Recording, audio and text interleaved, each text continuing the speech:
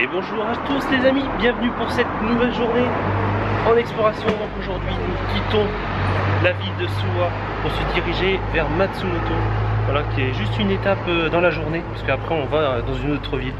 Mais là encore on a un très beau temps, donc c'est plutôt encourageant. On va essayer d'en profiter et essayer de faire un maximum de choses aujourd'hui. Allez, on y va.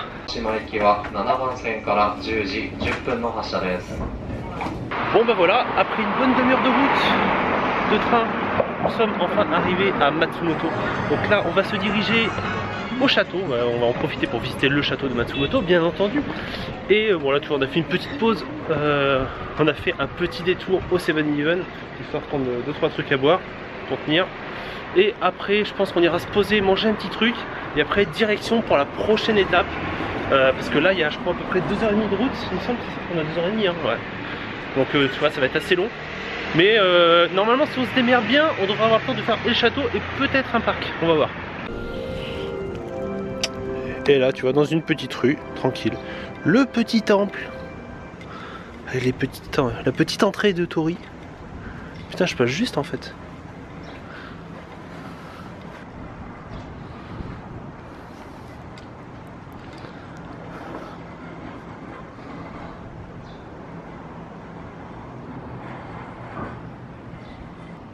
La petite porte assez imposante.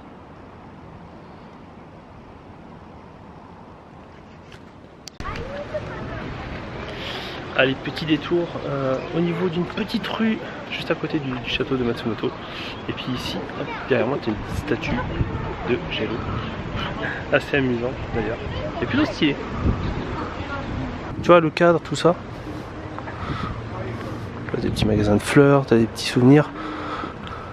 Des objets un peu plus traditionnels. Tu vois, des cannes, des choses comme ça. De quoi faire ton thé et tout. Non, c'est bien.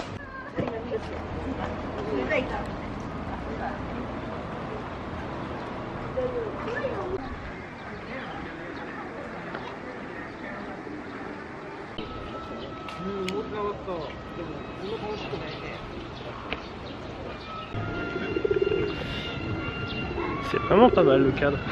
Et ce qui m'éclate, c'est les pigeons, tu vois, ils sont vraiment pas sauvages, tu vois. C'est excellent. Tu vois qu'ils sont bien habitués, quoi, à ce que tu leur donnes à manger. Le vieux magasin, tu vois qu'elle est entre deux petits immeubles. Et nous voilà arrivés au château de Matsumoto. Tu vois, t'as le château qui est là-bas, devant. Et voilà, Spot Tagaki.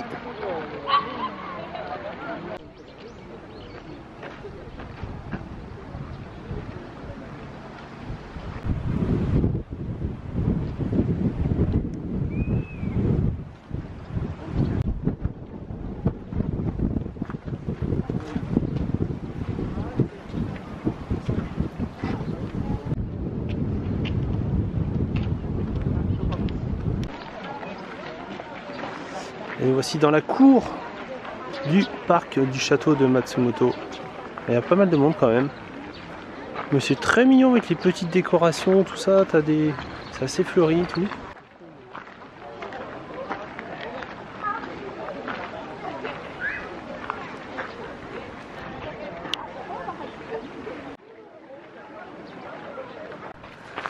Ah, c'est excellent. T'avais le petit papy qui parlait en fait. Il me demande d'où je viens, tout ça. Et en fait, il parlait français. Du coup, il s'est même parlé. Parlez bien, les gars. Ouais, si, c'était excellent. Bon, il y a un petit peu de queue apparemment. Un petit peu beaucoup. Enfin, juste pour avoir le temps de tout faire, ça serait bien parce que ça va être de venir, d'attendre et puis de devoir repartir sans faire la visite.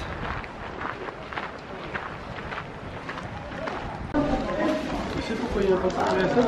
Hein? Pourquoi il y a 50 cm de hauteur? Ouais. C'est ça? Ouais, et les escaliers ils sont raides. Les escaliers ils sont super raides exprès justement pour améliorer la sécurité.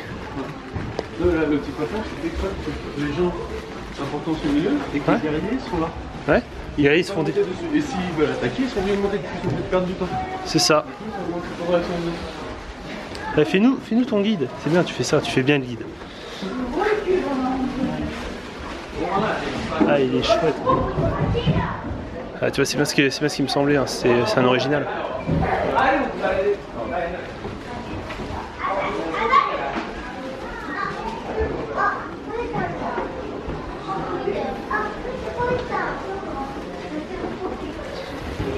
Et tu vois, comme tu peux le constater, les escaliers sont très raides.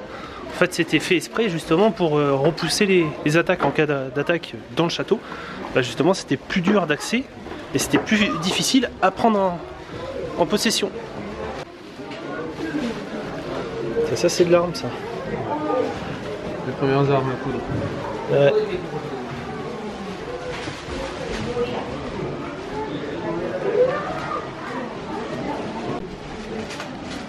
C'est excellent les vieilles pièces, justement.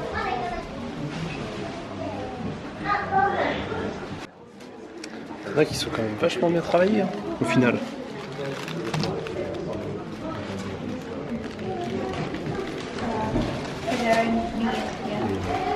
Tu as pas mal d'explications sur les armes à feu.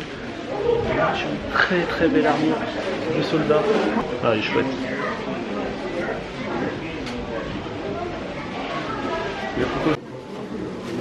Et tu vois le petit comparatif entre les armes japonaises à l'époque et les armes américaines. Donc, tu vois qu'il y avait comme une nette avancée au niveau de la fabrication de l'arme. Canon à main. J'ai un deux mains. Oui.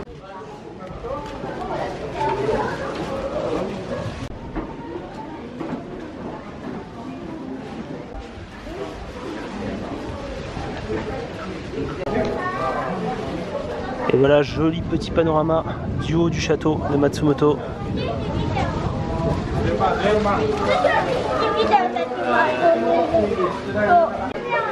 Ah, la charpente est vraiment très stylée quand même. Tu vois qu'il y a, c'est bien fait. Au moins tu peux y aller, c'est du costaud.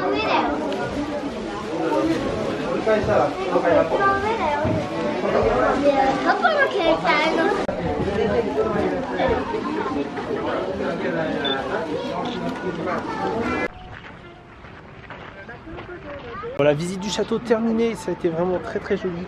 L'intérieur est vraiment différent de ce que j'ai pu voir jusqu'à présent, avec tout cet intérieur en bois, tout ça, tu vois, ce côté bien ancien. D'ailleurs, tu vas être obligé d'enlever les chaussures pour y accéder, pour respecter justement, pour éviter de trop abîmer le plancher. Du coup, on s'est arrêté à un petit stand, ils vendent des espèces de petites brioches. C'est l'arme ? Ouais. On va prendre ça. La patate douce, tu vois, patate douce au poulet. Ça va être parfait ça. Allez, du coup, petit repas express. On va manger ça. Je pense que ça va être bon, des petites brioches. Donc il y a patate douce et chicken. Bon bah voilà, ça y est, nous sommes dans le bus qui va nous conduire à la prochaine destination. Ça va être pas mal. Il y a un petit moment de route quand même, il y a plus de 2h30 de route. Donc il va falloir patienter tranquillement.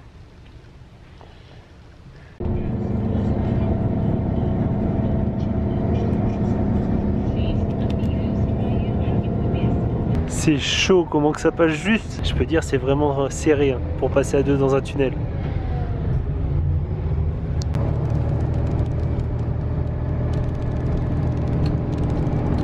Voilà. Plus ça va, plus on est dans la pampa.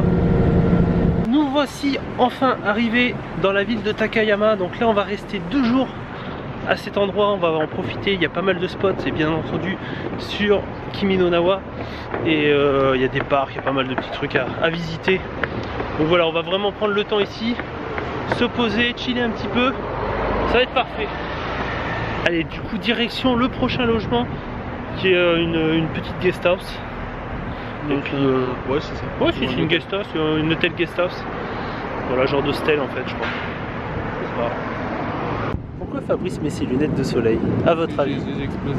Il a les yeux fatigués, pourtant il n'y a pas de soleil. Ouais, mais j'ai les yeux fatigués. Il a les yeux fatigués. Bon bah voilà, on est enfin arrivé à notre logement. Donc voici notre endroit pour dormir pour les 2 prochaines nuits. Donc moi je me suis installé en bas. Et Fabrice du coup, je vais lui laisser le haut. Parce que j'avais un peu la flemme de monter. Ça. T'es juste une feignasse. Ah, je suis juste une feignasse, j'avais la flemme de monter en haut. C'est ça, les yeux sur le grimper. Quoi t'as vu? Je suis bien moi. Ah ça va, c'est stylé. Bon franchement ouais. Je pense qu'on devrait être plutôt bien. C'est grave stylé là. Ouais. Et Tu avais raison, c'est un style capsule hôtel quoi. ouais c'est ça, mais en mieux, plus confortable. Et voici notre logement pour ces 2 prochains jours. Plutôt bien placé. En plus c'est confortable au niveau des chambres. Ça fait un peu... ça fait un petit peu comme des hôtels capsules, mais en plus confortable. Donc ça c'est plutôt bien déjà. Et l'autre chose qui est bien aussi, c'est que tu vois, le logement ici, on traverse la route, et juste en face, tu as un petit onsen. Donc ça c'est parfait, et apparemment ils acceptent les tatouages. Que demander de mieux? C'est très bien, ça va être très très bien. Bon, le seul truc c'est il commence à pleuvoir. Donc faut que je me trouve un parapluie. On va du coup poser dans un petit Starbucks, il fait pas forcément très beau. Du coup on s'est calé là un petit moment, on va voir ce qu'on va faire après. Bon, voilà, et du coup c'est parti sur un bon petit matcha frappuccino. C'est un truc que j'adore. C'est bête, ils ont plus l'édition limitée à la fraise. Et ils l'ont remplacé par un truc au thé. J'avais pas trop confiance. Je suis blasé. Regarde-moi ce temps. Bon. Et super bon quoi. Ah, en Corée du Sud il fait beau. Nous on a un temps pourri. En Corée il fait beau et nous il pleut. Oh putain. Puis il faut rentrer. Puis là je suis en t-shirt et j'ai froid. Ah. Bon bah voilà, du coup vu qu'il fait pas beau, bah, on s'est trouvé une activité à l'intérieur. Donc ça du coup ça s'improvise en une partie de bowling. Ça va être sympa. Et que nous en plus il y a personne.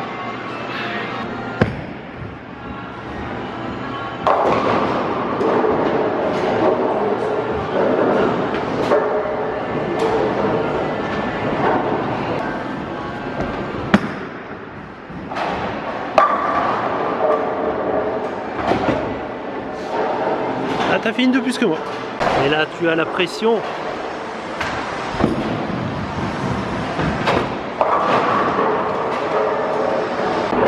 Il a réussi à faire 2 strikes sur le dernier tour. La question est la suivante. Est-ce qu'il va réussir à faire 3 strikes?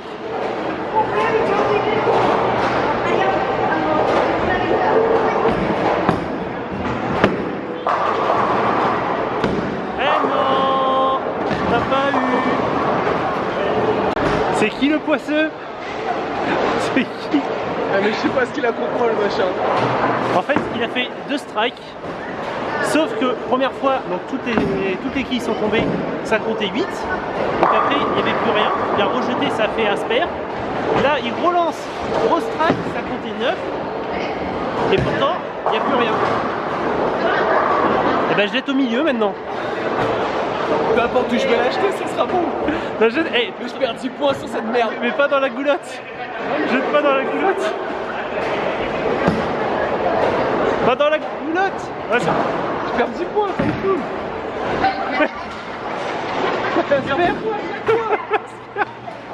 C'est quoi cette merde? Je fais 2 strikes, 2 fois une demi. Les boules elles sont tellement lubrifiées qu'elles n'arrivent même pas à remonter la boule. Et ouais, vous allez dire encore du McDo. Bah oui, mais le souci c'est vu le temps qu'il fait, on a pris le resto le plus proche. Et le plus proche c'était ça. Et Fabrice il est content parce qu'il a pris enfin son giga. Tu vois, c'est pas un Big Mac, c'est pas un grand Big Mac, c'est pas un énorme Big Mac, c'est un giga Big Mac. Le truc il est énorme quoi. Ah, il est super bon. Il y a 4 tranches de viande. Avec 4 steaks. Il ressemble presque à celui que tu vois à la pub à la télé. Ouais, un peu moins, ça. Ouais, ça va. Bon bah allez. Voilà les amis, vidéo terminée. Bon, tu n'as pas d'image pour la simple et bonne raison que vu le temps, nous sommes vite rentrés et au final, bah, j'ai complètement zappé de tourner la vidéo de fin. Merci d'avoir suivi ce nouvel épisode et moi je te retrouve très vite pour une prochaine vidéo. Allez, ciao!